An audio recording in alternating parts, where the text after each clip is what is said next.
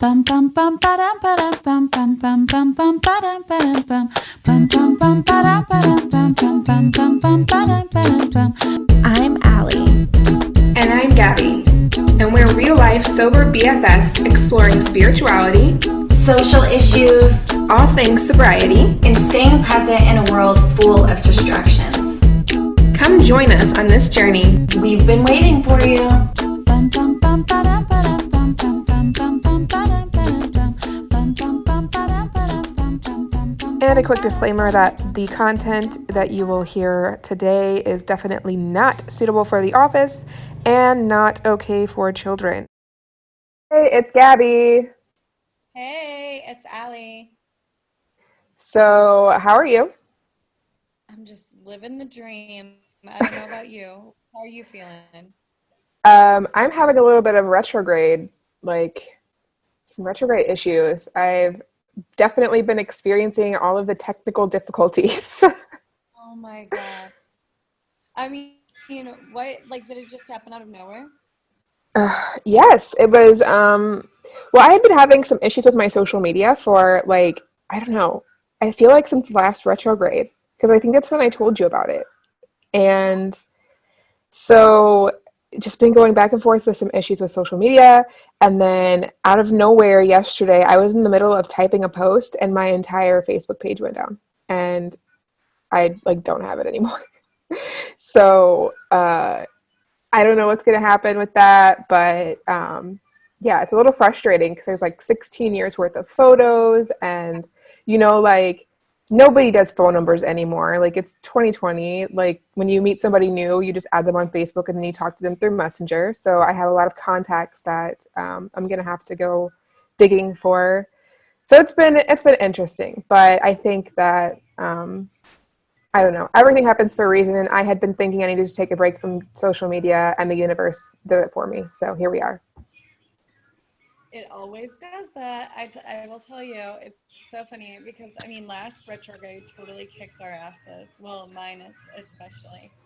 And it's always the lessons that we know that we need to learn, but we're like, okay, that one seems a little bit tough. So I'm just going to wait until it, everything calms down. I'm going to wait until the best time. And then Mercury just comes in and is like, nah, let's go ahead and do this right now, bro. Yeah. Yeah. Surprise. Here I am. We're taking care of this right now. So whatever. It's okay. It is what it is. I'm not going to be upset about it. I'm just going to trust that it's happening for me for a reason. So. Because social media, it just becomes so ingrained into us that it's this unknown, it's an addiction, across so many, everyone in society, and we don't really think that we have it until we realize holy shit, we're on our phones all the time. Or even worse, when right now my phone's dead and it's holy crap, I definitely feel like I need to be doing something with my hands. Yeah. And I'm not. It's when it's taken away from you, it's holy crap. And maybe I was spending a bit too much time doing this. Yeah, 100%. I found myself trying to scroll through because I have it on the second page of my phone, so it won't be the first thing I see, but I still it's completely almost mindless, just flipping the page and looking for that app button. Uh-huh. So anyway, before we get started, I did pull a card for today's podcast and it is fucking perfect. I feel of course it is, but especially with what we're going to be talking about a little bit later on and things that we've been working on and we've been planning kind of behind the scenes for my Sober BFF listeners. I pulled the 10 of Cups and it is all about community, collaboration, and everybody winning. And I love that so much. Oh my gosh. And then even the picture of, can you explain the picture of the Ten of Cups? Yes. Because it's so freaking perfect. Yeah, so I definitely want to talk about the picture. I use a Morgan Greer deck, so some people might use Rider-Waite. It's based on the Rider-Waite, but some of the drawings are a little bit different. So I don't know what this looks like if you use a different tarot deck. But on this one, the imagery is just beautiful. So it's two people, and they have their hands both kind of clasped around one chalice, And coming into or out of the cup, I'm not sure. I'm going to say it's going in because that's what it feels like for me. There's a rainbow. And so it's like, you know, two people coming together, celebrating, and it's like the pot of gold at the end of the rainbow. They're both getting to partake, and it's equal. You see the way the arms are. They're both equally holding up this cup. So I love it. Oh my God. It's like literally perfect. It It's really, really perfect is. for us and the entire community. Because obviously that's the main reason why we made this podcast. Yes, to talk about issues and to talk about sobriety and spirituality.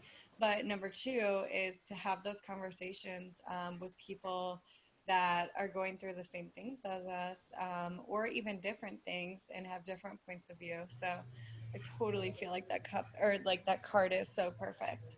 Yeah, and really, just at the end of the day, it really is all about everybody winning. And like, who doesn't want to cheer on like the person next to them?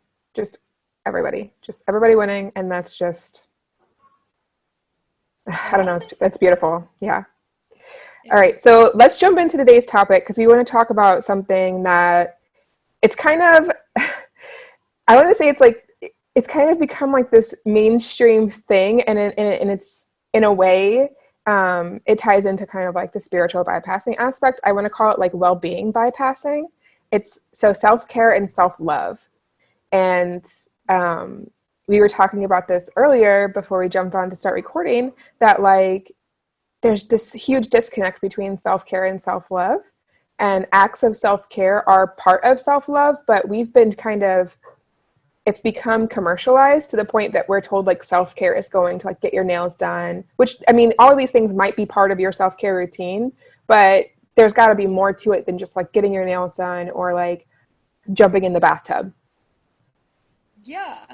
I mean, here's the thing. Like, so Gabby and I were talking about this, and initially we were like, well, maybe we have differing points of view, and that would actually be really good to be on the podcast. And then we kind of explored it a little bit further, and we were like, oh no, we have the same page. I think or we're on the same page. And I think a lot of times when it comes to self-love and when it comes to self-care, a lot of us can get stuck on the surface of it. We can get stuck on the hashtag. We can get stuck on what that might look like. And we're really missing the beat of when it comes to self-care. If it's not truly an act of self-care, meaning, I guess let's go ahead and define, let's go ahead and take a minute to kind of define what self-love is to you. Mm-hmm. And then I'll share mine, and then we can also define what self-care is to both of us. Because I feel like we're missing the mark and staying on the surface almost intentionally, which leads to more suffering. But before we like dive deep into that, I think we should go ahead and start with definitions.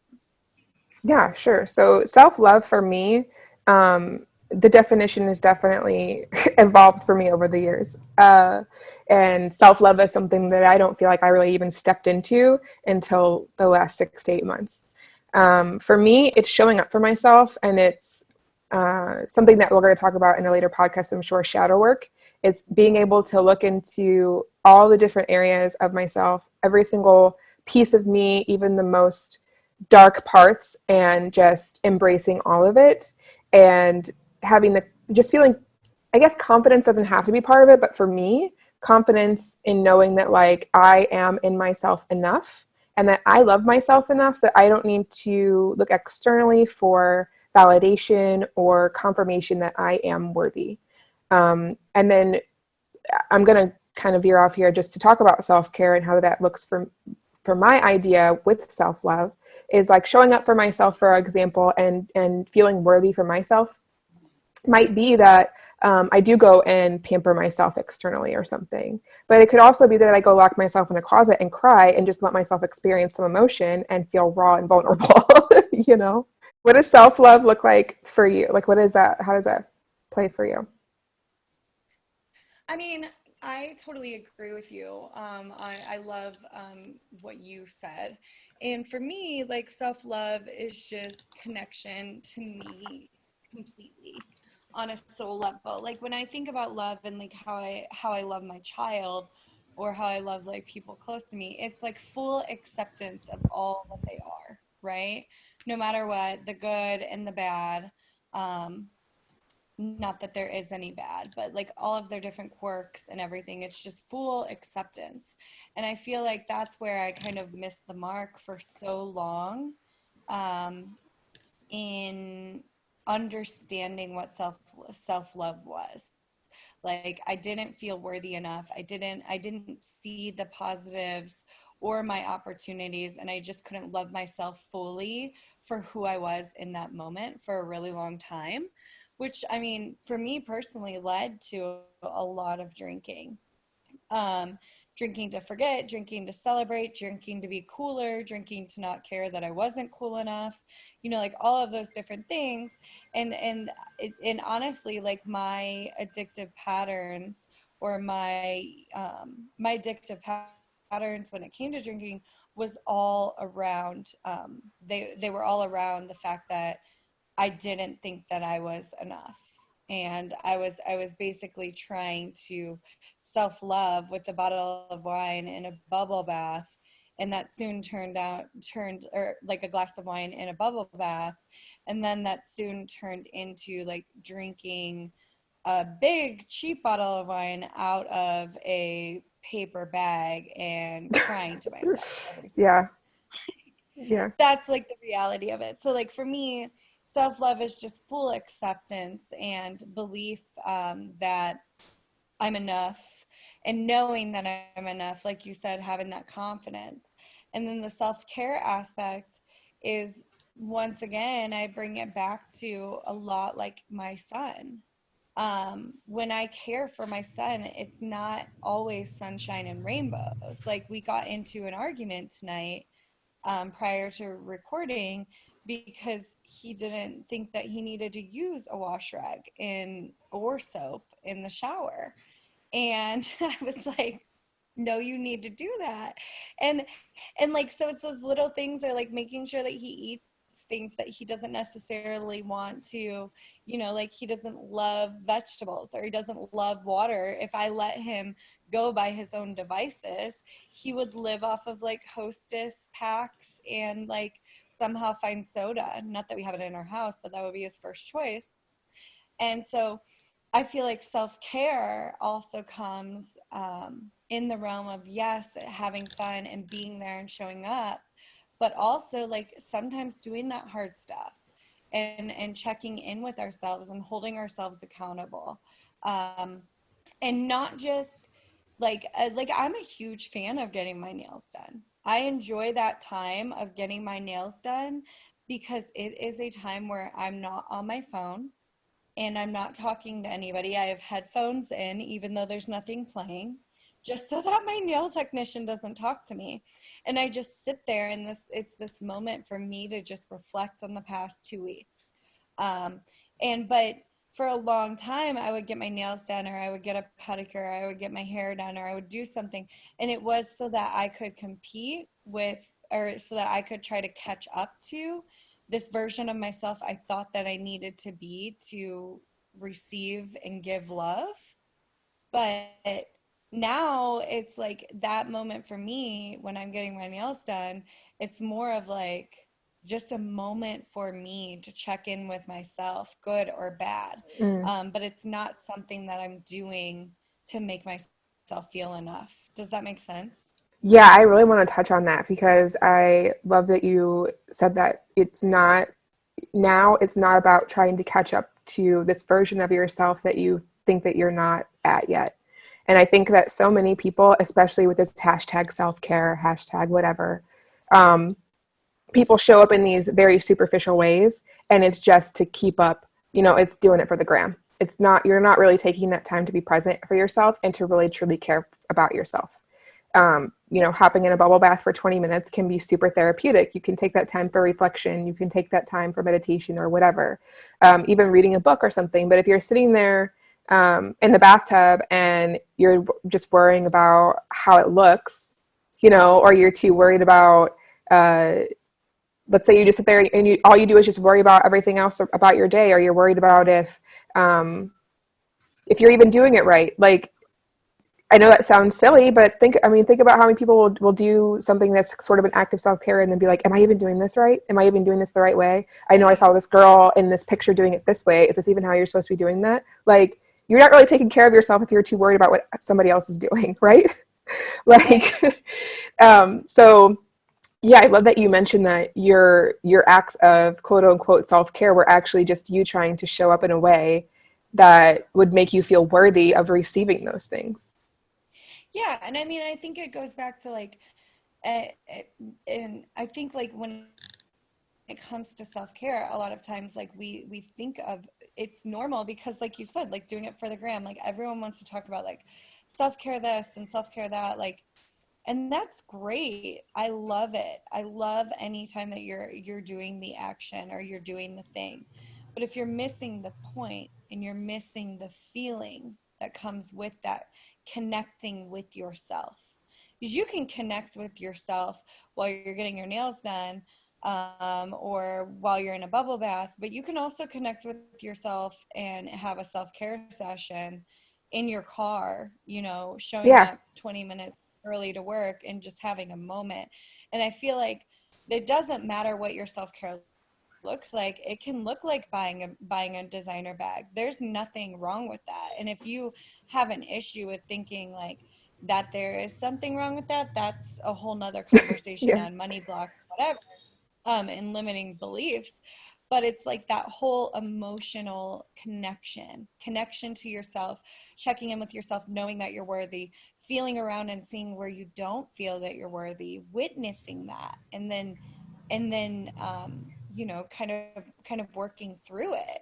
But if you're just buying the bag to buy the bag to then post it on Facebook, then like there's an issue there. Yeah. And I want to say too that like we're sold all of these things because self-loathing sells. When you're trying to keep up with the Joneses and you're just buying all of this shit and just engaging in this consumerism like mindset, and you're trying to fill these voids within yourself, like while we have all these cute hashtag whatevers, like it's oh, in some ways, if you're not I guess curating your social media feeds to better serve you, then you're just doing all of this stuff and playing into this self-loathing like cycle. And I also want to share a little story really quickly about doing stuff for the gram that looks like self-care. So you remember that picture I posted of the flower bath in Bali?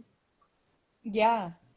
Okay, so it looks like it's super like fucking tranquil, like it's amazing, like I'm just doing this bath and I'm probably having the time of my life and it's so relaxing. Right. Yeah, no. So we got the massage. The massages were absolutely great, by the way. The massages and all of the stuff before the bath were amazing. But we go to get in this bath, and I noticed like a trail of ants like outside the bathtub going onto these flowers. And I'm like ridiculously allergic to ant bites, at least from what I can remember from like drunk skinny dipping when I was like 17. I got ant bites like all over my body when I put my clothes back on, and they turned into these really, really huge welts.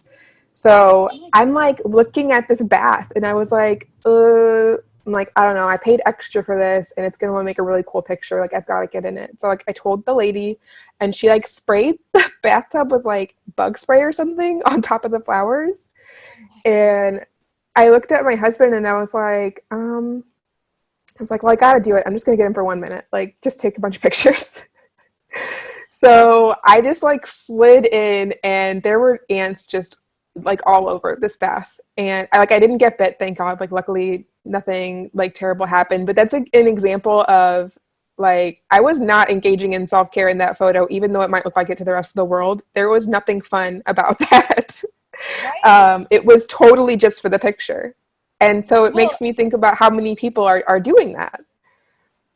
Well, and I just appreciate your vulnerability and being able to say something like that, because I think a lot of times like the majority of us that aren't necessarily like living, not many of us get to go to Bali, you know what I mean? And so like Yeah. you're in Bali and you're living what looks like on social media this amazing life, or just traveling the world in general, and you 100% are living the like a wonderful life. But I mean, I talk to you on a day-to-day basis because you're my best friend, and like you've gone through so many breakthroughs in the past 6 to 8 months, and even I would say even more since you've been traveling, and like they're not social media worthy pictures, you know, Mm-mm. but you're getting the growth. Um, but it doesn't look like that designer, you know, photo. And Yeah. I think like a lot of times, like when people are looking and showing up on, or like looking at how others are showing up on social media, they think to themselves like, oh, well, I can't afford that, so I can't care for myself, or I Yeah. can't be there, so I can't care for myself, or she's getting more care, self-care than I am, or more enlightenment, or more whatever. And that's just bullshit. And Mm-hmm. that's not true. And that's like, I mean, honestly, like a lie that your ego is telling you, because you don't deserve to be separate, and you do deserve to be connected to your soul, you know? Yeah. Yeah. Just And what what you said too about like what we've talked about and the things that I've kind of come through. Like, so I went to Bali with the mindset that I was going to immerse myself in this insane culture of like yoga and spirituality, and it was going to be this amazing experience based on what I've seen on social media. And I got there, and I think, well, you can't see it now because my Facebook is gone, but I made like a little video, and I was like, "What's up, Bali? Like, this is not what I thought." Like, that I was struggling to find a yoga community that wasn't completely westernized because, surprise, surprise, like people had gone to Bali and kind of exploited the area and set up all these Western style yoga facilities. Well, I can do that at home, and I wanted more of the beautiful cultural like fundamentals of yoga, like what I experienced in India, and I was not getting that because Western yoga is very commercialized, and that's not what I was looking for. And I'm not saying that you can't find something there, but for me, it just wasn't. That's not what I want. That's not what I was there for. That's not what my soul was calling me there for. I did end up finding a beautiful yoga community in a different city, and I got to explore some beautiful cultural ceremonies. So I want to be very clear that like you don't have to go to a specific place or the idea of a specific place to get what you're looking for. And you might find that you go to this place that you think is going to have all this stuff that you're looking for, and it's not even there at all. And I think that part of that lesson that I learned from that was that some of this healing and some of this work, it didn't need to be in a certain place. Like I didn't need to be experiencing, you know, this idea I had of what this spiritual, you know, environment was going to be like. I needed to be able to find that within myself. And that was my biggest takeaway from a little bit of the frustration that I experienced from, you know, going to Bali all the way around the world and not finding what I thought I needed to find to be able to grow. Yeah, and I think that's like the main point is that you can start where you are with what you Yeah, have, absolutely. no matter how big or no matter how big, how small, no matter what your resources are. It truly comes like it comes down to the fundamentals, right? And the fundamentals aren't always, you know, going on an Eat, Pray, Love tour, or, you know, going to get injections, or, you know, getting your nails done or whatever. It's There's nothing wrong with any of those things, or going on a shopping spree. There's nothing wrong with any of those things. However, those things aren't going to cause the breakthrough. Those things aren't going to ignite the breakthrough. They might be nice to have the breakthrough where you are, you know, in Bali or Vietnam, or like in a beautiful place. Like, sure, that's nice, but it's not required to feel love. Nothing external is required for that. Yeah, So, I think that's kind of the point too, is that like you, so all of those things that you're describing might be ways that people practice self-care, but when it comes down to it, like self-love is what needs, that has to be the driver and the motivator to be able to experience self-care in a level that's actually caring for yourself and not just showing up to show out.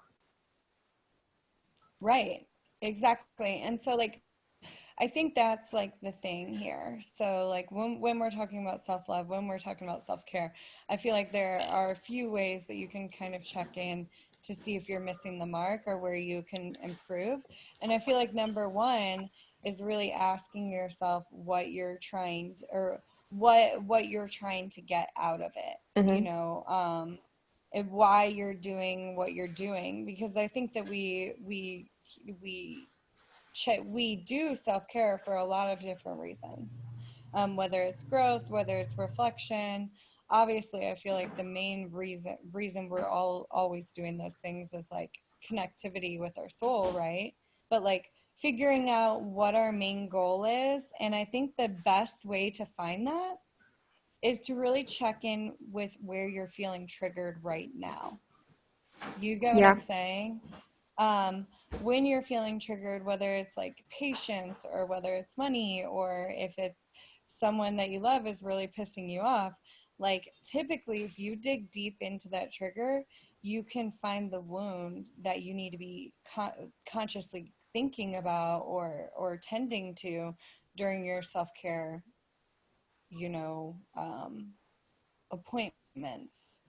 Yeah. Does that make Yeah. And I want to add too, like you don't always have to make your self-care practice super conscious. Like if you're just having a rough time and you're like, I just need to take a bath, and you just want to sit in the bath and cry and you don't want to think about anything else, that's fine. But like showing up for yourself, it almost is like radical in our society, because we're kind of like told to just kind of push our emotions away, don't really worry about yourself, always prioritize everybody else over yourself. Especially as like moms, we're told to like make sure that everybody else is taken care of, take care of the kids, take care of the house, and then you come last. And like you can't function like that like long term. It's not sustainable. But like if you're just having a hard time, and I'm not saying you have to fix all this stuff overnight, because like obviously that's super overwhelming to even think about. But if you're just having a rough time and you need to show up for yourself by sitting in the bathtub and crying,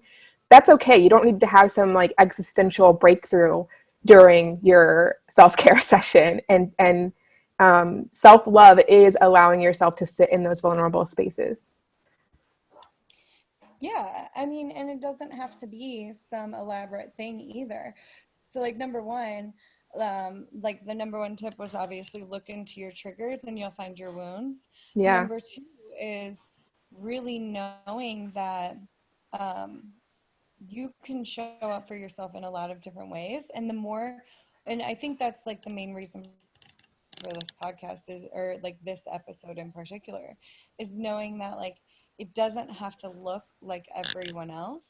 It doesn't have to look like when you Google and Bustle tells you 27 different ways to do self-love, and you particularly find breakthrough in a quick nap or journaling or just taking a shower or going on a walk. Like, then do those things, but just remember, like, self-care and self-love comes through a pause, is how I would best describe um, my initial habits of self-care.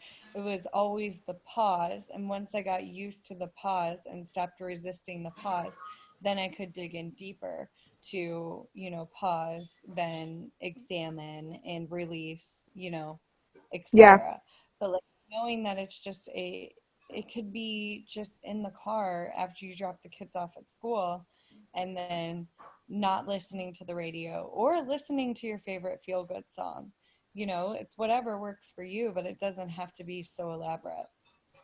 Yeah. And I do also want to add too that all acts of self-love aren't going to look like self-care. So that's, I think, um, we're trying to kind of differentiate between self-care and self-love here. Like not all acts of self-love are going to look like self-care. Self-care, to me, self-care is the way that I nourish and feed and like fertilize myself and um hold space for myself. And self-love in general, like there are sometimes like holding myself accountable and doing like the hard stuff like shadow work. Some people might feel like that's an act of self-care. To me, self-care is like those more gentle times where I'm able to just really hold space for my growth and um, and feel like I'm being cared for, like I'm caring for myself in a nurturing way. And so that's the difference for me between self-love and self-care. Self-love, I believe that accountability is one of the highest acts of self-love, highest acts of love in general, holding somebody else accountable or holding yourself accountable. And to me, accountability does not feel very, very much like I'm taking that pause to maybe hold space so much as I'm really doing some work to take a look at and reflect on what I'm doing, if that makes sense. No, that definitely makes sense. And to me, I feel like a lot of times, me personally, like I go to, we have a Korean spot like right down the street, and I've been now twice, and it's really awesome. Like they have like a whole bunch of different tubs that you like can sit in, like jacuzzis, and then they have a steam room, and then they have like 15 or 20 different saunas. And for me, like that is ultimate. That is like the mecca for me of self-care. It's where I've had a lot of breakthroughs. And so for me, the act of going there is self-care. But what I end up working through typically, or dealing with, ends up being those like accountability things or vision things, or you working through shadow stuff. But it typically comes for me when I hold space through care, if Yeah. that makes sense. I feel like we're kind of saying things pretty much the same, but we do have like different views on it. And I think that that's a good thing. But I think like the main aspect is that we're both saying like you have to you have to set aside time, no matter what that looks like, to really show up for yourself in a genuine way.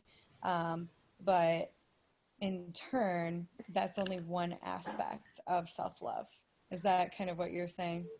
Yeah, absolutely. And here's the thing too, if you don't take that time to show up for yourself in a genuine way, if you're not authentically taking those time outs to really take care of yourself and nourish yourself and and kind of, be gentle with yourself and hold space for yourself, I can guarantee you, whether it's tomorrow, a month, a year, or 5 years from now, if you don't take those breaks, your mind and body will find a way at some point to take a break for you, to force you to care for yourself. And that could look like so many different things. A lot of them, I see in our peer group at our age now, fellow friends and mothers that are dealing with different things where they've been forced to, like, I'm going to use something just totally random. I'm not going to say any names, but like somebody fell and broke their ankle, and it took them out of being able to continue their fast-paced life of moving all around. That sounds kind of silly, but they had to take a break and literally care for themselves. They no longer had another choice. If you don't take the time to care for yourself, don't end up with the broken ankle because you couldn't just take those moments to hold space for your own care. Right. I mean, and that happens in so many different ways. Like you can't ignore yourself for an extended period of time and expect nothing to happen for it. I mean, like I look back at prior to getting sober, like how many times I thought that I was self-caring, and then waking up the next day and being like, oh, I still just feel so empty. And it took like really running the entire well dry for me to recognize like these are not actions that are right for me, and honestly led to like crises. So I mean, yeah, if you like you can't ignore yourself for an extended period of time and think that the universe isn't gonna um, intervene Yeah. in light on what you need to focus on. Yeah. I want to invite Allie to talk about a couple little tips for self-care and just showing up for yourself. I think that when you first start navigating, like truly navigating self-care and holding space for yourself, it can seem like it's super overwhelming, and it can be a little daunting to think of. And it doesn't have to be complicated. I know this podcast is like, this conversation we've shared so many different kind of not perspectives, but avenues and ideas on what we feel like self-care and self-love are, but like it's so unique and individual. But like, Allie, what you have a couple ideas for like ways that people can sort of navigate this without feeling super overwhelmed by taking on self-care where you're supposed to just be taking care of yourself? Yeah, I mean, I think that the best thing that people can do is always start with gratitude. I think that that's a really Yeah. good place to really show up in the self-love, self-care arena, whether it's every morning when you wake up, starting that habit of listing 5 things that you're grateful for and doing the same thing at night and really exploring that, because as you continue, at first it can seem kind of superficial and it can kind of seem like, well, why am I doing this? I already know what I'm grateful for. But actually really thinking through and having to pick things and really focusing on those things brings you to a good mood. I would also say, like, even setting a timer, no matter how that looks. Like, if you're setting a timer, while you're just still laying in bed, or after you get your cup of tea or coffee or whatever you drink in the morning, and just sitting there finding time to like sit in silence, whether it's a few minutes, or 10 minutes, but just being able to sit there and reflect and hold space for yourself. Um, Another good one that I personally like is, and I feel like the water aspect of this is really helpful. Like, everybody talks about taking a bath, and I love to, we have like an amazing huge bath at our new house that I love to sit in, but I don't always have time to do that whole thing that comes with it, because, I'd like to have my incense and then I want my bath salts. And while taking a bath doesn't have to look like that, that's just like how I like to do a bath. However, like, just taking a shower. I know that sounds crazy, but as moms, like, we don't always get to take a long shower. And I feel like a lot of times when I'm trying to figure out what's going on with me, if there's like a mood that I can't shake or something going on that I want to think about, I feel like just taking a shower and having that like water hitting my head, and just sitting in there for a while just really helps me kind of clear my mind. And a lot of times I'm able to kind of work through certain things. Um, and then another thing that I personally like, when I'm wanting to feel self-love, or when I'm wanting to up my vibe, and start attracting, when I can realize that I may have veered off that day or that week, and I notice like yucky things keep coming up to me. I keep attracting like, the red lights or the traffic or the annoying coworker or just drama, like kids are acting up in my life. And I notice that it's now become a pattern. What I like to do is kind of like switch it up. And so I have a playlist on my Spotify of like random songs that make me, that I'll listen to and that I know make me feel good. And there's like no rhyme or reason to what the songs are. They're not like all like meditative music. There's some like 90s hip hop in there, some like 80s songs, like of course Hall and Oates, like random stuff. And then there's like, of course, Knock goes on there. But it's all of these like random songs that wouldn't make any sense together in a playlist, but my soul kind of knows what those mean. And so I'll just listen to it on blast, and it almost just like scratches the record and causes it to not repeat. You know what I'm saying? Yeah, Um, absolutely. so those are like 4 tips from me. I don't know if you have any like random just go-to tips. Yeah, no, I love those. I think too, a lot of times people make excuses for not taking time for themselves by saying they don't have time. And those examples that you just gave, all three of them are things that you can do even if you don't have any time. You're a mom, you're home, you have the kids, or you're a dad, you're home, you have the kids. You feel like you don't get a second for yourself, throw on the playlist, have the kids dance with you, feel good. The shower, even if it's only 5 minutes, take that moment to just let all the stress and worry and whatever you've been holding on to wash away. Make it like a ritual as you're washing your body from head to toe. Just imagine all that stuff just going down the drain. Yeah. And then, for me, it's just so simple. Like that bathtub in Bali looks awesome, but that's not relaxing for me. I did not enjoy it. I don't even like taking baths, honestly. I think they're gross. So that does not sound like a good time to me. That would now be my go-to for self-care.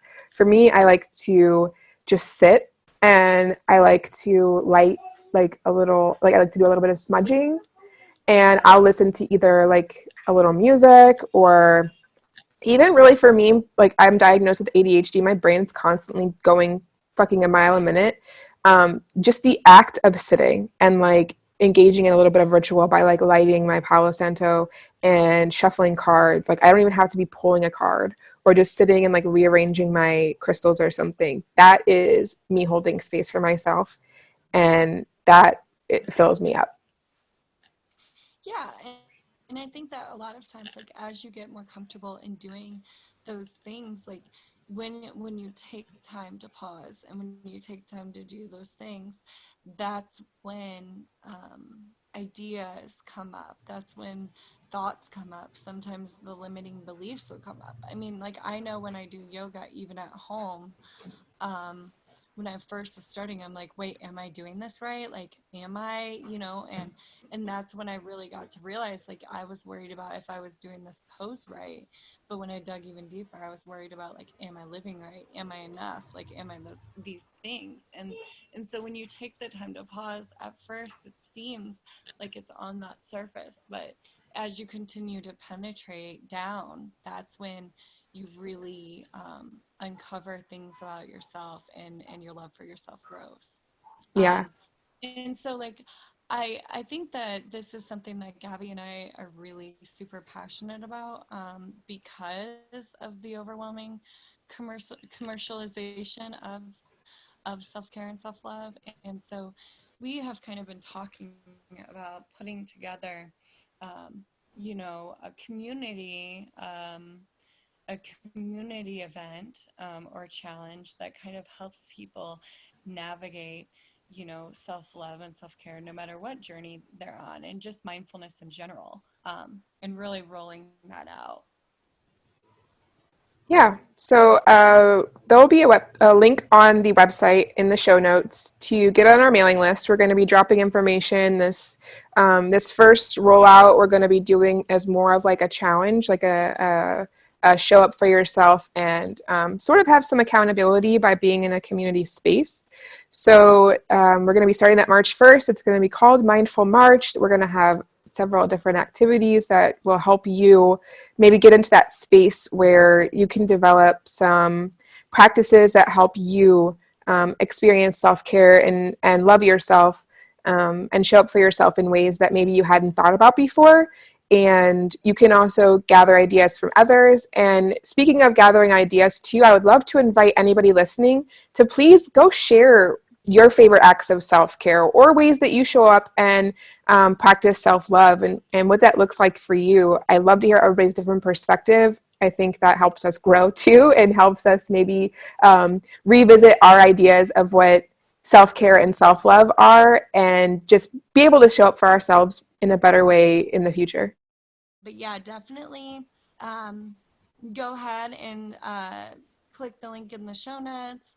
Get subscribed to our mailing list. More details are coming out, but we want to see you there, and we want to learn with you and from you, and vice versa. And we want it to just be a really good way for us to jumpstart spring, if you will, with Mindful March. Yes. And it's all about connection, and my soul is excited for this. So I would also, before we go, I want to ask everyone, if you're listening to this podcast, whether it's your first time or you're caught up on all of the episodes, if you haven't left a review, if you're using iTunes, I'm not sure how Spotify works, honestly. I'm just going to throw that out there. I don't know if they have reviews, but whatever platform you're listening on, if they have the opportunity for you to leave a review or a rating, please, if you're enjoying this podcast, leave a review or rating. It helps us reach more listeners, and it gives us some good feedback so we can know how we can better tailor the podcast to meet your needs. Yes. Well, we will see you next week. All right. Bye. Bye. bum ba-dum ba-dum bum bum bum bum bum ba-dum ba-dum bum bum bum bum ba-dum ba-dum bum bum bum bum bum ba-dum